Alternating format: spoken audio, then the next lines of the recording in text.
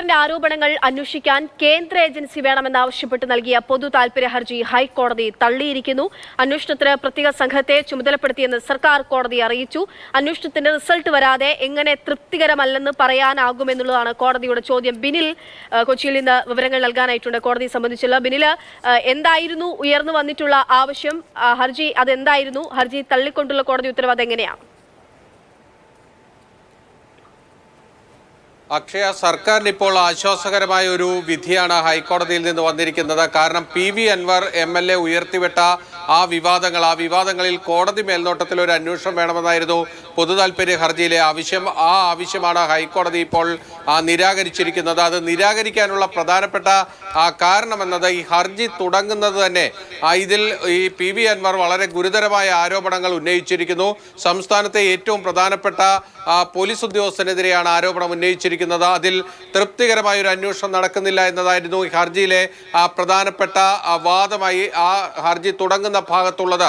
അത് ഉദ്ധരിച്ചുകൊണ്ടാണ് സർക്കാർ മറുപടി നൽകിയത്. സംസ്ഥാന സർക്കാരിന് വേണ്ടി ഡയറക്ടർ ജനറൽ ഓഫ് പ്രോസിക്യൂഷൻ നേരിട്ട് കോടതിയിൽ ഹാജരായി വിശദീകരണം നൽകുകയായിരുന്നു. അദ്ദേഹം കോടതിയെ അറിയിച്ച പ്രധാനപ്പെട്ട കാര്യം ഇതായിരുന്നു.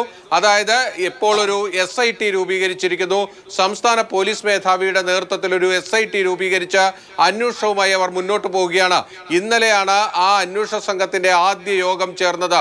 അവർ ആദ്യ യോഗം ചേരുന്നതിന് മുൻപ് തന്നെ ഈ അന്വേഷണം നടക്കുന്നില്ല, അന്വേഷണം തൃപ്തികരമല്ല എന്ന് പറഞ്ഞുകൊണ്ട് ഹൈക്കോടതിയിലേക്ക് വന്നിരിക്കുകയാണ്. ഇതൊരു പൊതു താൽപര്യ ഹർജിയല്ല, ഇതൊരു പബ്ലിസിറ്റി ഇൻട്രസ്റ്റ് ലിറ്റിഗേഷനാണ് എന്നതായിരുന്നു സംസ്ഥാന സർക്കാർ കോടതിയെ അറിയിച്ചത്.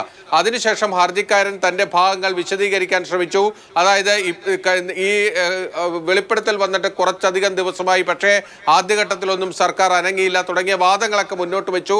പക്ഷേ അപ്പോൾ സർക്കാരിന്റെ വാദം കോടതി മുഖവിലക്കെടുക്കുകയായിരുന്നു. അതായത് പ്രത്യേക അന്വേഷണ സംഘത്തെ നിശ്ചയിച്ച പൊതുസമൂഹത്തിൽ നിന്ന് ഉയരുന്നത് ഈ രൂപീകരിച്ചിട്ടുള്ള SIT പ്രത്യേക അന്വേഷണ സംഘം എന്ന് പറയുന്നത് ഈ ADGPക്ക് കീഴിൽ തന്നെ വരുന്ന ഉദ്യോഗസ്ഥരാണ്. ആ ഉദ്യോഗസ്ഥർ ADGPക്കെതിരെ അന്വേഷണം നടത്തുമ്പോൾ ഉണ്ടാകുന്ന കാര്യങ്ങൾ ഉൾപ്പെടെയാണ് ചൂണ്ടിക്കാണിക്കപ്പെടുന്നത്.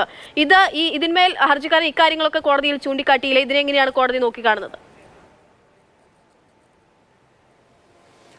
അക്ഷയ, ഈ കാര്യം കോടതിയുടെ മുന്നിലേക്ക് വന്നിട്ടില്ല. ഹർജിക്കാരന് ആ വാദം ഉന്നയിക്കാനുള്ള അവസരവും കോടതിയിൽ കിട്ടിയില്ല. അതിൻ്റെ ഒരു പ്രധാനപ്പെട്ട കാര്യമെന്നത് ഈ ഹർജിയിലെ ആദ്യ വാചകങ്ങൾ തന്നെയാണ്. ആ ഹർജിയിലെ ആദ്യ വാചകങ്ങൾ തന്നെ ഇതിൽ കൃത്യമായ ഒരു അന്വേഷണം നടക്കുന്നില്ല, അന്വേഷണത്തിന് സർക്കാർ തയ്യാറായിട്ടില്ല എന്നതായിരുന്നു.